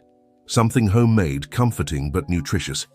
Maybe that vegetable lasagna Emma loves with the special herb sauce. Daniel watched him with fresh appreciation, admiring not just the young man's professional dedication, but also the genuine care he showed for Emma. The next morning, the house was in perfect order, thanks to Mrs. Jenkins's tireless efforts. Jason meticulously prepared the kitchen, organizing ingredients for the lunch he'd serve later. Emma, meanwhile, alternated between excitement about showing her home to a real judge and nervousness about what she'd be asked. "What if I say something wrong, Daddy?" she asked during breakfast, fidgeting with her bowl of cereal. "There's no wrong answer, sweetheart," Daniel assured her, stroking her hair. "Judge Hamilton just wants to get to know you and understand your life here. All you need to do is be yourself and tell the truth. What if she asks about Mommy?" A brief silence fell over the table. Daniel exchanged a quick glance with Jason, who was making pancakes at the stove. "So you say exactly how you feel," replied Daniel, choosing honesty. Judge Patricia wants what's best for you, and to know that she needs to understand how you feel about everything and everyone. Emma seemed to ponder the answer for a moment before nodding seriously. "I'll say I want to stay with you and Jason," she declared firmly, "because I'm happy here." Daniel swallowed the lump in his throat, moved by his daughter's simplicity and sincerity. "Thank you, sweetheart." At exactly 2 p.m., the doorbell rang. Mrs. Jenkins, impeccable in her freshly pressed uniform, hurried to answer. Judge Patricia Hamilton entered, accompanied by a social worker carrying a folder. The judge was a striking woman, with silver hair elegantly tied in a bun and keen eyes that seemed to absorb every detail of the surroundings. "Good afternoon, Mrs. Jenkins," she greeted, surprising the housekeeper by using her name. "Dr. Thompson told me about you. You've worked with the family for a long time, haven't you?" 32 years, Your Honor," Mrs. Jenkins replied proudly. "I watched Dr. Daniel grow up and now I care for little Emma." The judge smiled, making a mental note of the continuity and stability this presence represented in the family's life. Daniel appeared in the entryway, extending his hand to the visitor. "Judge Hamilton, welcome to our home. This must be Dr. Rachel, I assume," he greeted, referring to the social worker. "Exactly," confirmed the judge. "Dr. Rachel will observe and take notes during our visit, so we have a complete record." Daniel led them to the living room, where Emma waited in her wheelchair, hands nervously resting in her lap. Seeing the visitors, she tried to smile, revealing her anxiety.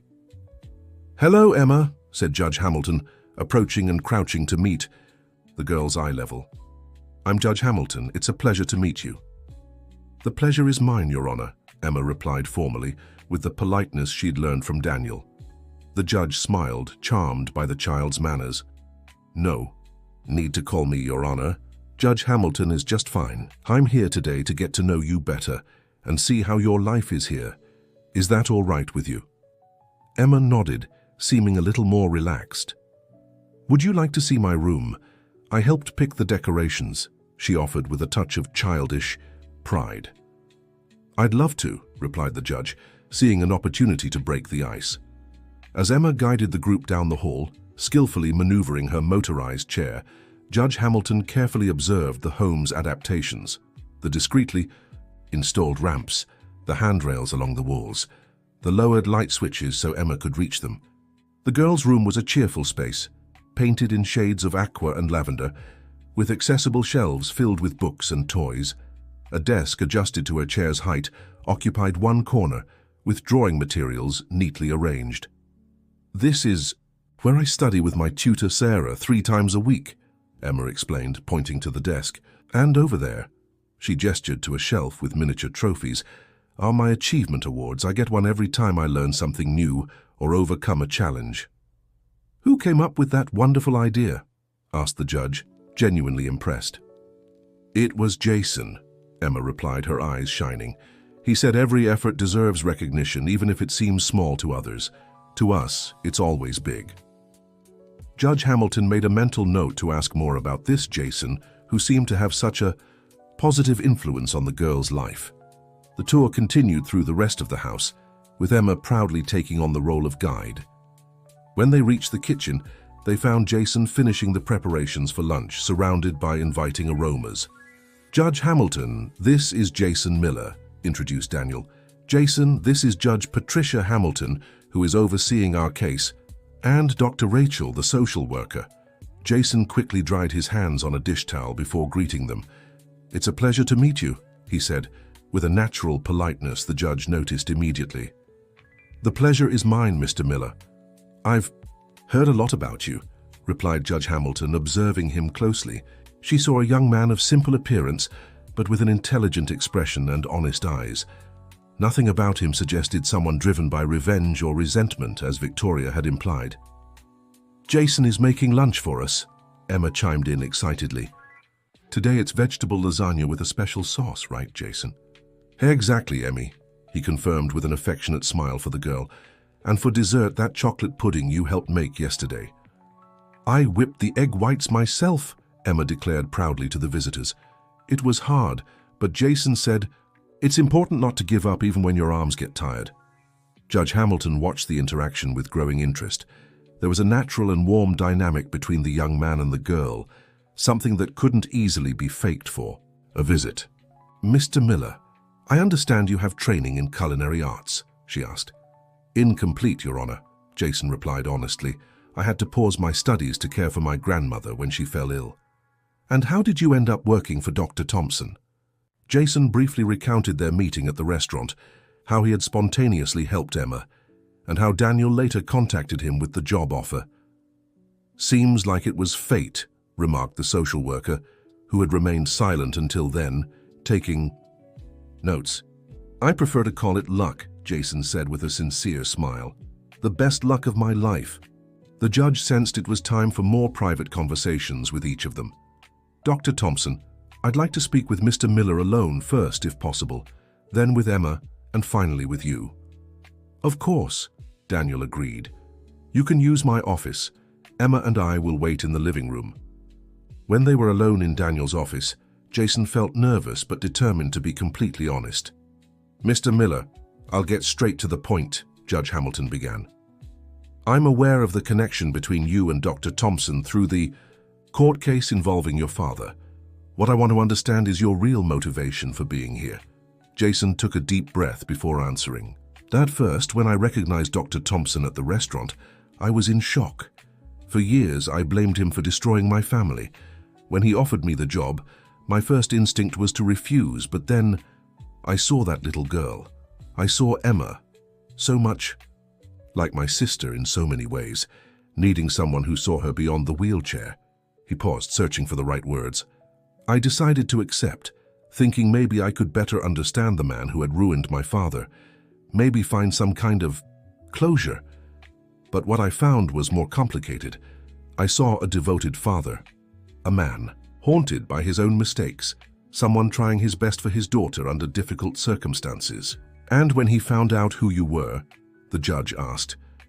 "It was a tense moment," Jason admitted. "I thought I'd be fired immediately. But instead we had an honest conversation. He owned up to his mistake in my father's case, showed me documents I'd never seen before, explained the pressures he faced back then. And was that enough for you, a simple apology?" A sad smile crossed Jason's lips. "Nothing can bring my father back, Your Honor. Nothing can undo the suffering my family has endured. But holding on to resentment wouldn't change the past either. What I found here, with Emma, was a chance to make a difference in someone's life, just like my father did with his cooking. And that's worth more than revenge." Judge Patricia Hamilton studied him in silence for a moment, weighing the sincerity of his words.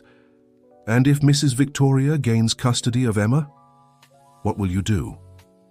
Jason lowered his eyes, pain evident on his face. "It would be devastating, not just for me, but especially for Emma. She needs stability, routine, people who truly know her and care about her specific needs. Dr. Daniel may have made mistakes as a judge, but as a father, he's exceptional." The judge asked a few more questions about daily routines, Emma's treatment, and the adaptations Jason had developed to help her become more independent. Each answer confirmed what she already suspected. This young man wasn't here for revenge, but out of genuine love for the child. When she finished with Jason, Judge Patricia called Emma in for a private conversation. The girl entered the office, in her wheelchair, looking slightly nervous but determined.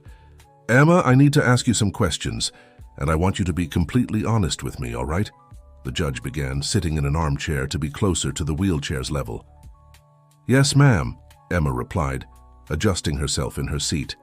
"How is your life here? Do you feel happy?" The girl's face brightened at the simple question. "Very happy. Dad is always there, even when he's really busy. He never misses my piano recitals or doctor's appointments. And now with Jason, everything's even better because I learn new things every day." "And what's your relationship like with your mother?" Emma's expression shifted subtly, becoming more reserved. Mom left after my accident. She said she couldn't bear to see me like this," the girl explained with painful maturity. "Now she's back and wants me to live with her, but, the judge gently prompted. "But it doesn't feel real," Emma finished with childlike honesty. "When I'm with Mom, she's always showing me off to people, taking pictures to post online, taking me to crowded places where everyone can see us. It's not like at home where I can just be myself." Judge Patricia took notes, impressed by the girl's insight. "And how is your relationship with Jason?" Emma's face lit up again. "Jason is the best. He teaches me real cooking, not just pretending to help like others did. He adapted things in the kitchen so I can reach them, and he never, ever treats me like I'm broken." "Broken? That's how a lot of people see me," Emma explained with a sigh. "Like I'm a toy that doesn't work right. Jason says I'm not broken, just different. And that different is good because no one else can be exactly like me." The judge smiled, touched by the wisdom in the young cook's words as expressed by the girl. "If you could choose, Emma, who would you want to live with?" "With my dad and Jason," she answered without hesitation. "And Mrs. Jenkins too, of course. They're my real family." "Is your mother not your real family?" Judge Patricia asked carefully. Emma thought for a moment before responding. "I think Mom is trying to be now, but she wasn't here when I needed her most. Dad and Jason always are." The conversation continued for a few more minutes, with the judge asking about Emma's daily life, school, and medical treatments. Each answer reinforced the impression of a well-adjusted, happy child, despite the physical limitations from her accident. Finally, it was Daniel's turn. When he entered the office, he found Judge Claudia reviewed her notes. "Dr. Thompson, I must say I'm impressed with the environment you've created for your daughter," she began sincerely, "and especially with Jason. He's quite remarkable." "Thank you, Judge Hamilton. Jason has been a blessing to our family." "Even knowing who he is? The son of a man you professionally harmed?" Daniel didn't look away, accepting the responsibility implied in the question. Perhaps especially because of that, getting to know Jason, seeing how he's moved past the resentment he had every right to feel, has been a lesson in humility and growth for me. I understand your ex-wife, Victoria, is using this connection as an argument against you in the custody case. Yes, Daniel confirmed. She's trying to paint Jason as a threat, someone driven by revenge. But nothing could be further from the truth. The judge studied Daniel for a moment before asking her next question. "Dr. Thompson, why do you think your ex-wife really wants custody of Emma now, after nearly 2 years apart?" Daniel sighed, carefully considering his answer. It would be easy to say it's just out of spite or for appearances, and maybe there's some of that. Victoria has always cared deeply about public image, and her new husband is a businessman with political aspirations. A devoted wife raising a daughter with special needs would be convenient for that image. He paused, reflecting. But I also want to believe that maybe she's realized the mistake she made by leaving Emma, that there might be a genuine desire to reconnect, even if mixed with less noble motives. Judge Hamilton nodded, appreciating the balanced response. That shows an emotional maturity not all parents in custody disputes possess, Dr. Thompson. Many would use this opportunity to completely tear down their ex-spouse. Destroying Victoria wouldn't help Emma, Daniel replied simply. She's still my daughter's mother, and Emma has the right to a relationship with her. My concern is that it be healthy and consistent, not intermittent based on Victoria's convenience.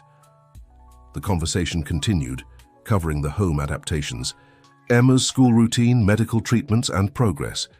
Daniel answered clearly and transparently, showing deep knowledge of every aspect of his daughter's life. One last question, Dr. Thompson, said the judge, preparing to conclude the interview. What do you hope comes from this process? Daniel thought carefully before responding. I hope what's best for Emma prevails. I obviously believe that means keeping her in a stable environment, with the routine that's helped her progress so much. But I also recognize that regular contact with her mother could be beneficial if Victoria is truly committed this time. Judge Hamilton closed her folder, satisfied with what she'd witnessed and heard. I appreciate your honesty, Dr. Thompson. And now, if you don't mind, I'd love to accept the invitation for lunch. That vegetable lasagna does sound quite special. They gathered around the dining table, adapted to comfortably accommodate Emma's wheelchair. Jason served the lasagna with his special herb sauce, which filled the air with an irresistible aroma. The conversation flowed naturally, with Emma excitedly sharing about her recipe book project with Jason and her recent Progress in piano lessons.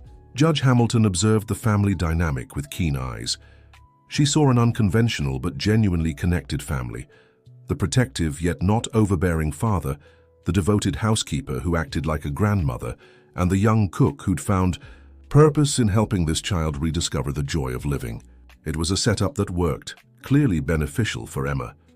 When it was time to leave, the judge thanked them for their hospitality. "This was an enlightening visit," she said to Daniel. "I'll make my preliminary decision in the coming days and communicate it through your attorneys." "Thank you for coming in person, Judge Hamilton," replied Daniel, walking her to the door. "It means a lot to us that you took the time to understand our reality." "Emma is an extraordinary child," the judge remarked. "You're doing admirable work with her, all of you." Her gaze included Jason, who stood a few steps back beside Emma in her wheelchair. "Thank you for coming, Judge Hamilton," said Emma, extending her hand with charming formality. "Will you come back one day to try the rainbow cake Jason and I are planning to make?" The judge smiled, delighted by the invitation. "It would be a pleasure, Emma. Perhaps once this entire process is settled." After the visitors left, an expectant silence hung over the house. No one wanted to voice their hopes or fears, as if speaking might somehow affect the outcome. "I think it went well," ventured Jason finally as he cleared the lunch dishes. "Judge Hamilton seems fair." "She's one of the best," Daniel confirmed, "known for prioritizing children's well-being above all else." "Then we have a good chance," Emma exclaimed optimistically. "Because staying here is what makes me happy." Daniel smiled at his daughter, admiring her simplicity and clarity. "Yes, sweetheart, we have a good chance." The days that followed were filled with tense waiting. On Sunday, Victoria came to pick up Emma for their usual visitation day. Her demeanor was subtly different, more restrained, less triumphant. Daniel wondered if news of the judge's visit had reached her, making her reassess her odds. "How was Judge Hamilton's visit?" she asked casually, while Emma fetched her backpack. "Productive," Daniel replied neutrally. "She was very thorough, spoke with everyone, including Emma." A flicker of unease crossed Victoria's eyes. "I suppose you took the opportunity to completely discredit me." Daniel shook his head. "Actually, I told her I believe part of your desire to reconnect with Emma is genuine, that despite everything, you're still her mother and have a right to be in her life." Victoria blinked, clearly surprised by his response. "Why would you say that?" "Because it might be true," Daniel answered calmly. "And because what matters here is Emma's well-being, not our resentments toward each other." Before Victoria could reply, Emma returned, ready for her day with her mother. As he watched them leave, Daniel reflected on Victoria's expression. For a brief moment, he had seen something beyond her calculated facade. Perhaps guilt, perhaps doubt about the path she had taken. The following Tuesday, Daniel's attorney called with news. Judge Hamilton had issued her preliminary decision. Emma would remain in Daniel's custody, with supervised visits from Victoria twice a week, on Sundays and one weekday afternoon, for a period of 3 months. After that, there would be a reassessment to consider unsupervised visits and potentially occasional overnight stays with her mother. Most importantly, the judge had explicitly dismissed the allegations against Jason, stating that, far from posing a threat, Mr. Miller has proven to be an extremely positive influence in the child's life, significantly contributing to her emotional well-being and development of independence. When Daniel shared the news, the reaction was one of collective relief. Mrs. Jenkins made the sign of the cross, thanking the heavens. Emma laughed and clapped her hands, exclaiming that the cool judge had understood everything perfectly. Jason merely smiled, but his eyes revealed the depth of his emotion. "This calls for a celebration," Emma declared excitedly. "Let's make that special dinner we've been planning, Jason." "Of course, Juju. The celebration menu is on its way." That evening, as they prepared the festive dinner together, Jason seemed thoughtful, almost distant. "Everything all right?" Daniel asked, entering the kitchen and noticing his expression. "I thought you'd be more excited about the judge's decision."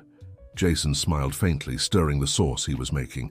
"I am happy, of course, very happy. It's just, I've been thinking about my dad, how he would have reacted to all this." Daniel leaned against the counter, watching the young man.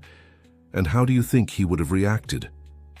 I think he'd say life has a peculiar sense of humor, Jason replied with a nostalgic smile.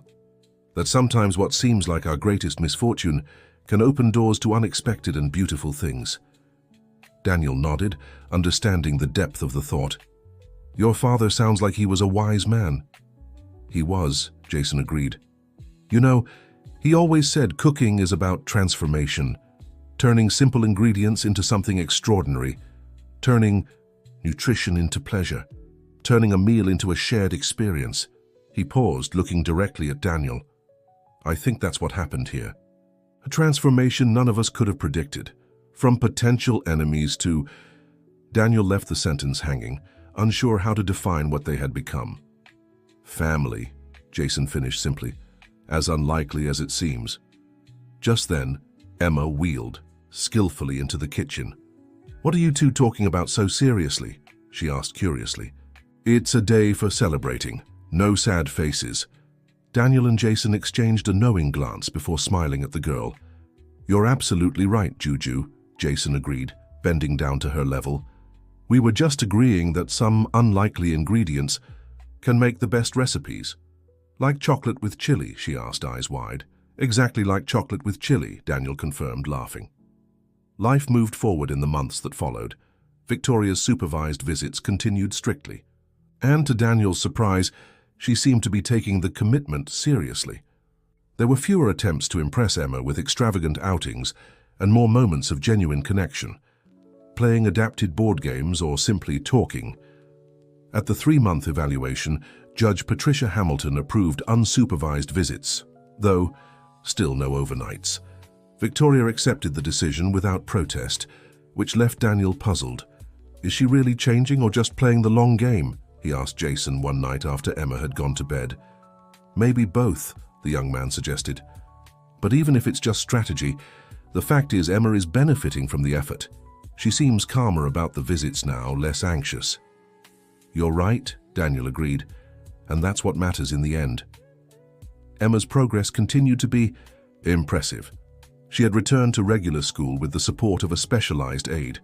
Her advances in physical therapy allowed for greater independence in daily activities, but perhaps most significant was her emotional growth. The once shy and withdrawn girl had blossomed into a confident child who no longer saw her wheelchair as a definition of who she was. One afternoon, as Jason and Emma baked cookies for a school fundraiser, the young man made a suggestion he'd been considering for a while. Juju, what do you think about turning our recipe book into something bigger? Maybe a blog, or even a real book? The girl's eyes lit up. A real book with our names on the cover? Exactly. Cooking Without Boundaries, Recipes and Stories by Emma and Jason Miller.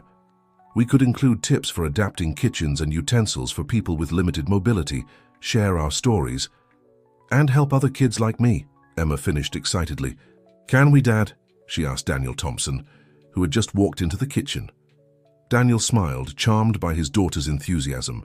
I think it's a wonderful idea. In fact, I have a suggestion to add. He moved closer, sitting at the kitchen table with them. I've been thinking. Jason's father's restaurant at Palette. The building still stands. It's been closed for years, but the structure is sound. How would you feel about reopening it? Jason froze, the cookie dough forgotten in his hands. What? Reopening Palette, Daniel repeated. Fully adapted to be accessible, of course. A place where the Cooking Without Boundaries concept could come to life. Where you, Jason, could finally fulfill your dream of becoming a chef, following in your father's footsteps. Emotion welled up in the young man's eyes. But how? That building must belong to some bank now, after the debts. Actually, it belongs to me, Daniel revealed, surprising Jason. I bought it a few years ago when I began my personal journey to make amends for past mistakes. I never knew exactly what to do with it, until now. Emma watched the scene, sensing the moment's significance, even without understanding all the details. Would it be like a second chance for your father's restaurant, Jason? She asked, with the sharp perception that often surprised adults. Yes, sweetheart, he replied, his voice thick with emotion. That's exactly what it would be. Then we have to make it happen, she declared with the determination that had become her trademark. "It'll be the best restaurant in all of America." Daniel and Jason exchanged a glance, a silent understanding passing between them. The circle was closing in ways neither could have imagined during that first meeting at the Italian restaurant. The revival of the Old Palate became a project that brought their unconventional family even closer. Daniel handled the legal and financial aspects. Emma, with her boundless creativity, immersed herself in the space's design, insisting on colorful, welcoming details. Jason dedicated himself to recreating the menu that had made his father's restaurant famous, but with modern touches and his own creations. Surprisingly, even Victoria ended up contributing. During one of Emma's visits, upon hearing about the restaurant, she offered the services of a renowned interior designer friend, free of charge.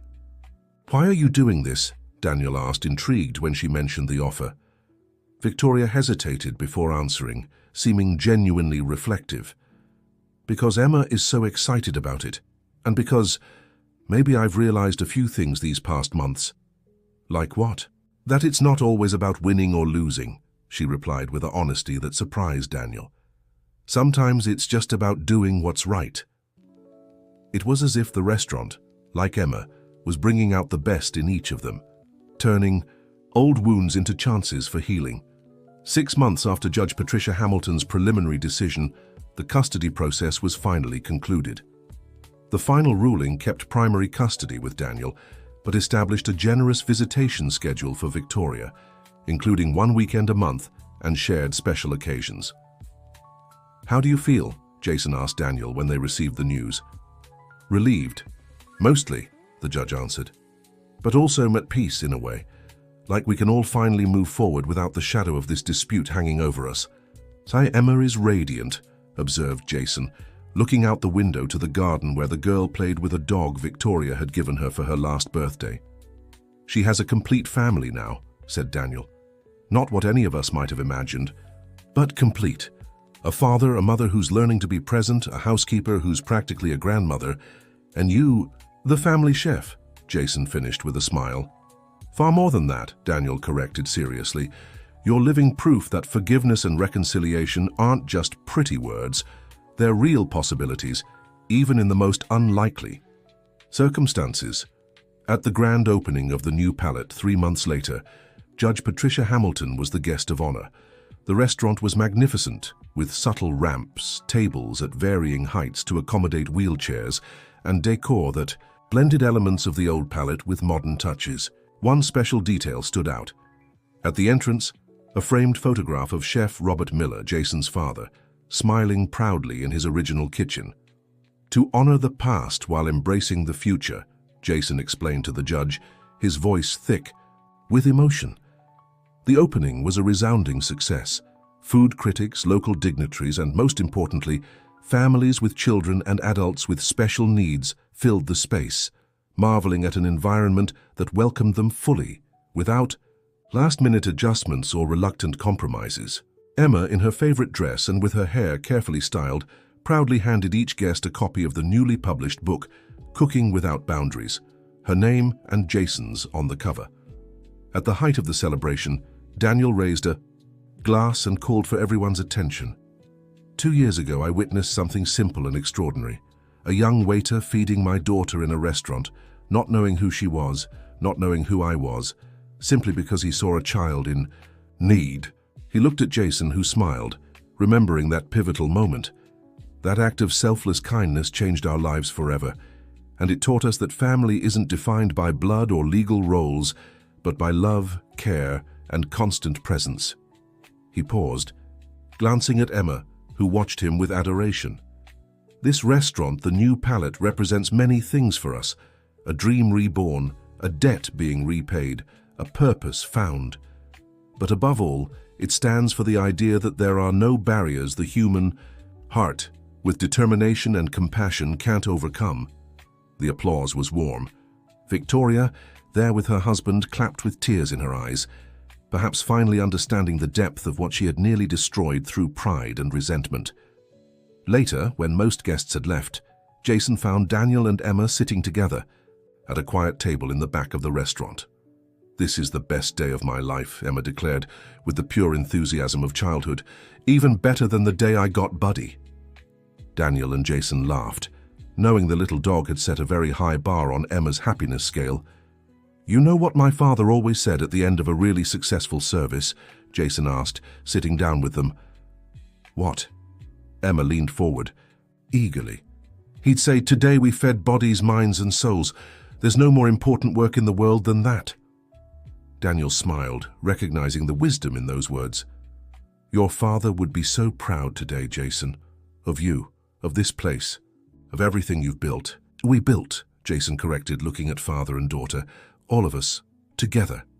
And there, in that moment of shared understanding, the three of them knew they had found something precious and rare. A family formed not by fate or obligation, but by conscious choice, by active forgiveness, by love that transcends barriers. It was an unlikely recipe with ingredients no one would expect to work together. But as Jason always taught Emma in the kitchen, sometimes the most unexpected combinations create the most extraordinary flavors. The end. Dear reader, if this story touched your heart, don't keep it to yourself. Leave a like, share your feelings in the comments, and most importantly, subscribe to the channel for more soul-nourishing stories. After all, as Chef Robert used to say, there's no ingredient more powerful than love. Your presence here is the special seasoning that inspires us to keep going.